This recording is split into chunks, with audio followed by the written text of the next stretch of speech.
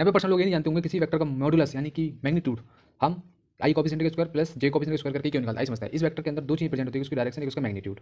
एक एग्जांपल लेके वेक्टर समझते हैं। मैंने एक वेक्टर लिया हुआ है माइनस की 3 आई कैप। अब मैं इस वेक्टर का इसी के साथ डॉट प्रोडक्ट करूँगा अगर, तो a vector dot a vector equal to क्या आएगा, माइनस की 3 आई कैप के साथ डॉट प्रोडक्ट किसके साथ होगा, 3 आई माइनस की 3 आई कैप के साथ ही, ठीक है। तो जैसे प्रोडक्ट डॉट प्रोडक्ट करेंगे तो ये बन जाएगा ए वेक्टर का मॉड का स्क्वायर, ये कितना हो जाएगा -3 इंटू -3, और ये हो जाएगा i cap dot i cap, dot i cap ये वैल्यू हो जाएगी 1, तो ये हो जाएगा मॉड ए का स्क्वायर माइनस के, ये माइनस माइनस खत्म, ये हो जाएगा 9, और आई कैप डॉट आई कैप ये बन जाएगा 1, क्योंकि एंगल इन दोनों के बीच कितना हो जाएगा 0, क्योंकि सेम एक्सिस पे क्या है, प्रोजेक्शन हो रहा है, यानी एक्स एक्सिस पे, ठीक है। तो ये 9 इंटू 1 कितना हो जाएगा 1 हो जाएगा, यानी मॉड ए का क्या हो जाएगा स्क्वायर, ये हो जाएगा 9, और जब मॉड ए निकालोगे दोनों बच्चों में जब क्या करोगे रूट ले लोगे तो क्या होगा 3 आ जाएगा, यानी कि जो हमारा जो मॉड है मैग्नीट्यूड हमारा 3 है। तो आई होप इस आपको समझ में आया होगा। आप कमेंट में बताओगे कि इसका मैग्नीट्यूड का आंसर क्या होगा और इसका लोकेशन जो वेक्टर की लोकेशन है वो क्या होगी। ठीक है, मिलते हैं नेक्स्ट वीडियो में।